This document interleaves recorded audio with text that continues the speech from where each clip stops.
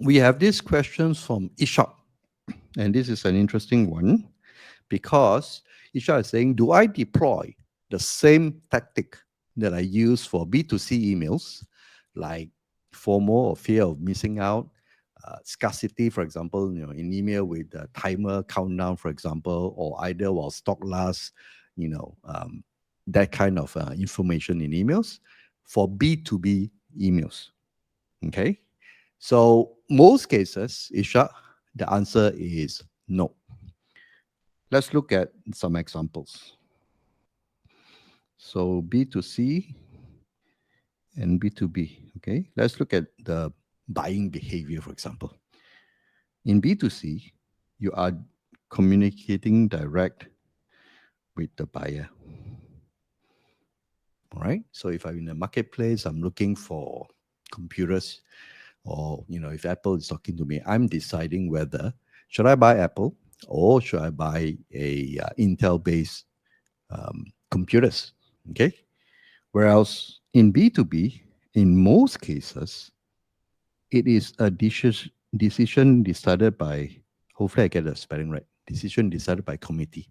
So you have the finance people, you have the procurement people, for example, then you have the direct users, also called the project uh, lead, right? So, or the recommender, for example. So this a group of people that is going to make that decision, not that the buyer. In B2C's case, direct buyer, they decide, can I afford it? Is this the right one for me? Do I feel right? Do I feel like it? Then I'll go and get it, right? Whereas in a committee, it doesn't work that way. The project proposer may say, I like this brand, but the rest of the committee may have other concerns or may have other criteria to measure. Maybe price, maybe affordability, maybe maintenance, a lot of things that comes into play. So when you use things like FOMO, it will work with the B2C customer, but for B2B, they don't care. Because if you run out of stocks, I'll just go and get somebody else because there are many other service providers out there, right? So, and they are in a position to decide and they can afford to wait. Okay. So that's number one. Number two is in terms of research,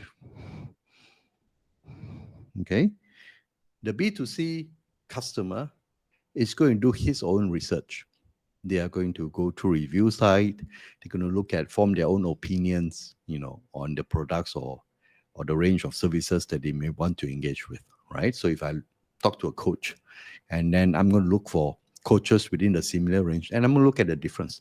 Do I like this guy or do I like this lady, for example, for as my coach, right? What does he share? Does the information shared by these coaches resonate with me? Okay, so they are going to make their own decision. Whereas in a committee, they have to refer to a lot of documents, white papers, and all those things because they have to compare. They have to put out a justification between product A and product B. What's the differences in terms of, like I say, maintenance, ownership costs, for example. In terms of training, there are a lot more consideration, and they have to take into account, like I said, because of the committee, many other stakeholders concerned. Okay, so that's why in B2C,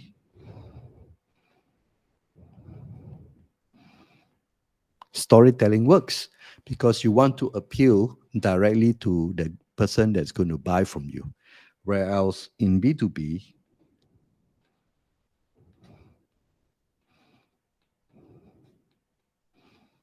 it's all about content marketing. It's all about the information that is made available easily to different stakeholders. So for a finance person looking at the assessing the value of the product, they want to look at, if there's a resale value or there is some form of how long can it last. Okay. From a technical side, they're going to look at security. They're going to look at ease of use, for example. Then from the user side, it's going to look at training. How easy it is to use this product to onboard for my users, right? Because they're not technical, they're general users. Is it easy? Do I need to spend a lot of money? For example, getting, let's say, an SAP implementation, for example. You need to do a lot of training for your users. Okay. So that is why your content marketing is important because you're going to address different information that make it easy for them to collate, make it easy for them to put together so that they can argue a case either for your products or against your products. So, Ishak, you do not deploy, in most cases, your tactics that you use for B2C for B2B because it doesn't work. Okay, I hope this is useful. Hi, and thanks for watching. If you need my help to set up your email marketing engine for your business, just click on the link here and you see a list of services that will help you grow your leads and sales and also increase your profits through emails. I'm looking forward to working with you soon.